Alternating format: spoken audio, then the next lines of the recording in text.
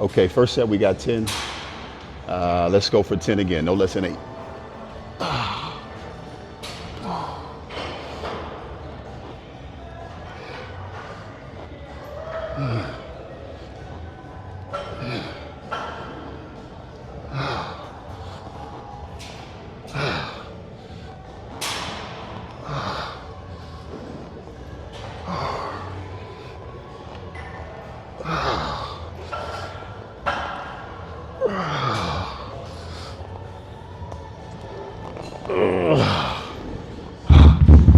Fuck. That right arm wasn't going up, so I gave up on the left too. Shit.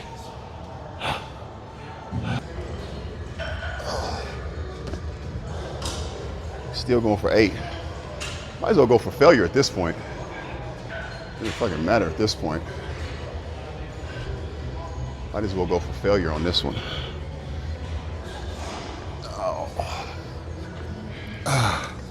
So there's a strong possibility that I'm only gonna be able to get 8 of these. 8 of these, we're going for it though. Come on.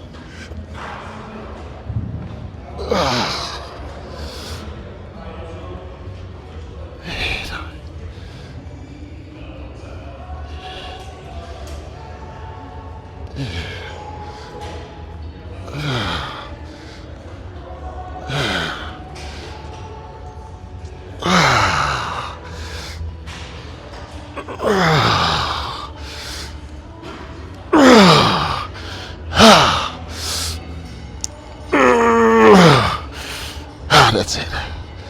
Fuck.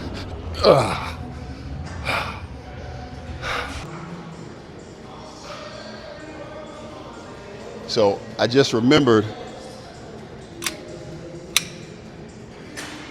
interestingly enough, after doing this machine 2 times, I just remember why I don't like this machine. Because I don't feel it as much as my chest for some reason. It's just like, it's like a lot of arms. For some reason, this machine feels like there's a lot of arm movement and I can't really get to my chest the way I want to. So I'm gonna finish up with one more set. I don't think it's gonna hurt anything. I'm not going to failure, but I'm definitely gonna do another chest exercise. So normally, when I train upper body, what happens is I do 2 exercises per muscle group, with the exception of back. So chest, shoulders, back, arms, and abs. What I'll normally do is I'll do 2 exercises for the chest, 2 exercises for the shoulder, 1 exercise for the back, and then triceps and biceps. I'm actually not gonna count this one. I should jump off it right now, but I'm committed to it, so I'm gonna finish it. We're gonna go for another set here. I'm gonna pick something else where I feel like I can really, something I can really dig into. I don't really feel like I can dig in on this exercise, you know what I'm saying? Like this ain't, I guess because I can't straighten my arms out all the way and I'm really trying to bring my biceps together, but that's okay. Let's get a quick 10 here. We'll consider this activation for the next machine. We'll see. Number 3, set number 3. Here we go.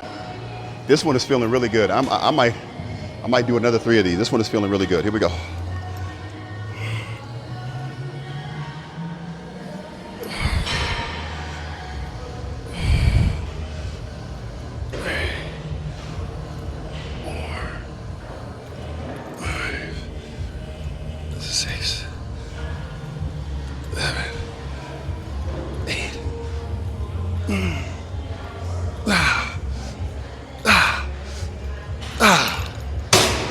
Fuck. Whew. God damn. Yeah, this one's feeling good. We'll get one more of these. One more. One more.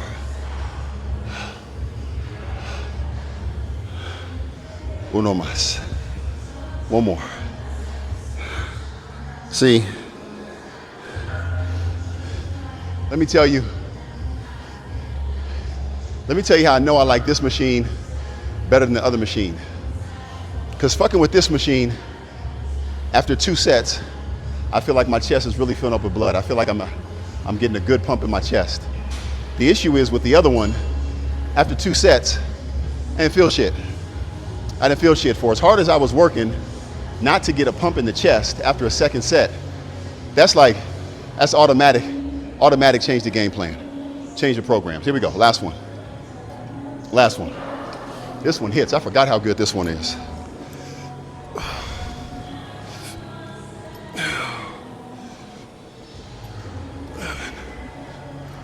10, 9, 8, 7, 6, 5, 4.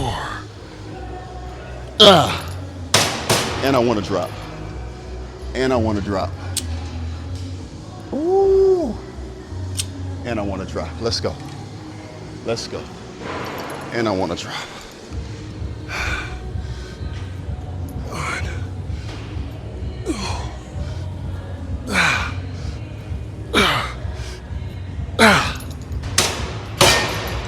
That's it. Woo. Yeah. Oh, fuck yeah. Chest filled up.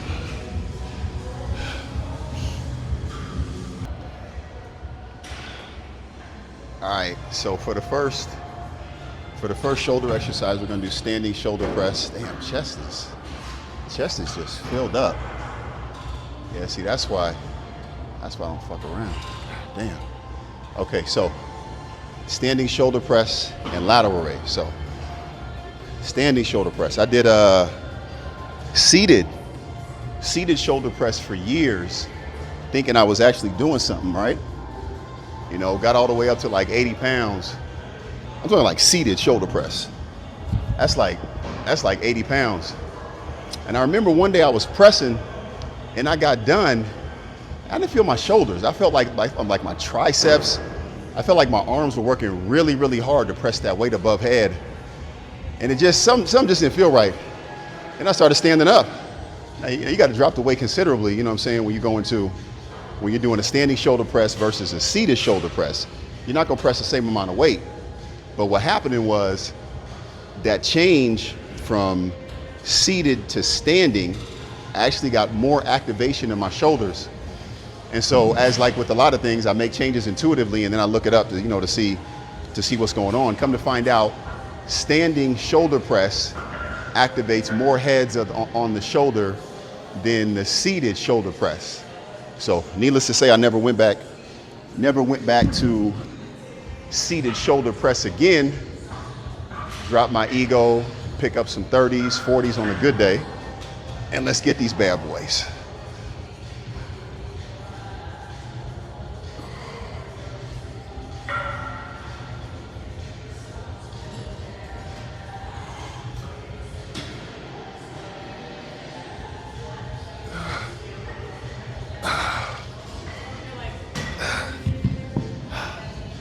Now see, when I'm done with those, not only do I feel those in my shoulder, but I can also look at my shoulders. After about 2 sets, and I can tell like my shoulders are getting pumped. When I was doing seated shoulder press, I never got a pump in my shoulder. I challenge you if you're doing seated shoulder presses now with no superset. Seated shoulder press, you tell me if you can do seated shoulder press, and after 2 sets, tell me if you got a pump in your shoulders or not.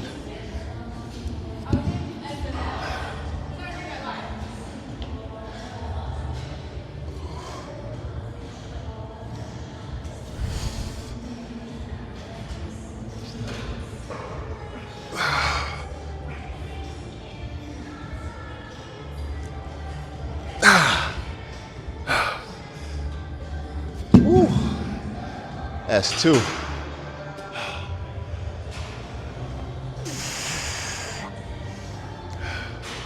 I see, look, I can look at my shoulder and tell right there. See that? Shoulders are working. See, the shoulder press don't do that. We going up in weight. So what I'm gonna do is I'm gonna do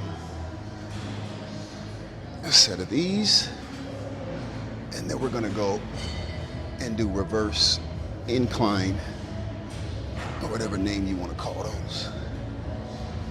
But get these in.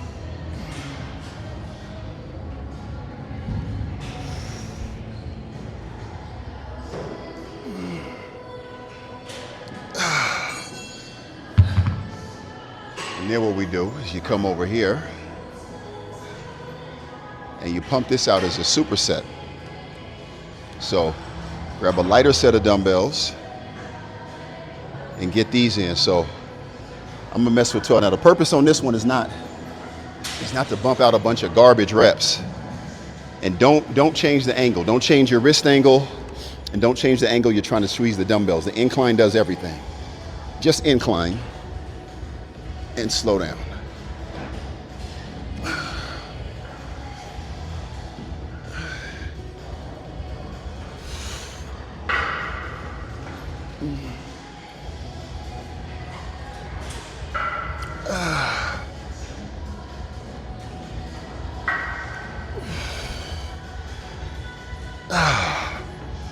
Fuck. Let me bring this up here. This occurred to me. Y'all might not be able to hear me too good. Well, I guess we'll find out when I do the editing. All right, so just because you're on an incline doesn't mean you got to do anything fancy with your wrist or try to manipulate the way you raise the weight. The incline does everything. Just you leaning against the bench, that's enough. So wherever your hands are when you lean, all you got to do is just raise your arms. That's it. Don't do anything different. Don't do anything different. Let's get another set of these bad boys right here. Here we go. We there? We there? I can do them like this. I can do them like this. We'll put you right here. Side view. Side view. Side view. Get the side view, nigga. Let's go. All right.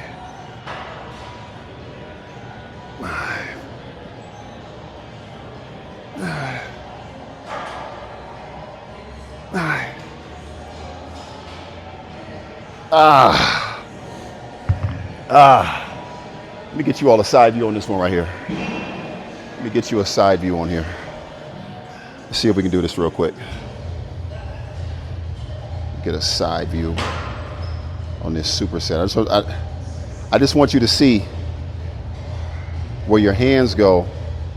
So just know that when you do this exercise, you don't have to manipulate where your hands go. So if I'm leaning against the bench here, like this, and my hands naturally hang here, that's where they go. I don't have to do anything different. Don't fly out this way, don't go backwards. Just still open up your shoulders and go to the side. Shoulders back, and here we go.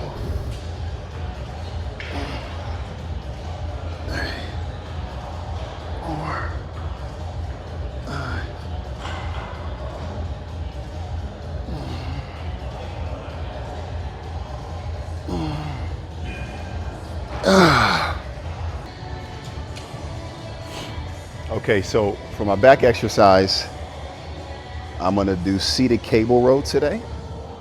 I had wanted to do pull down. I had wanted to do a pull down variation, but the pull down machines are taken.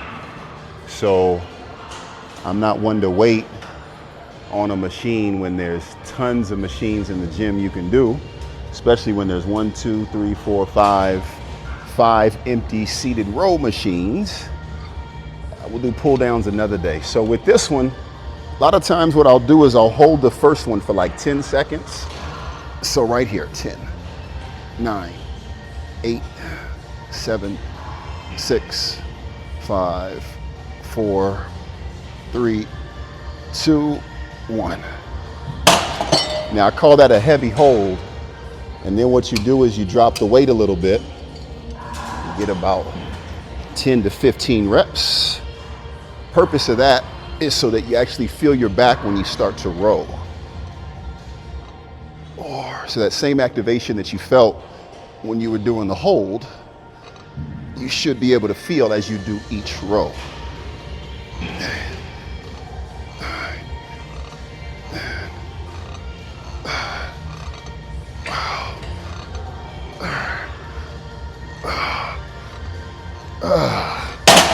Fuck.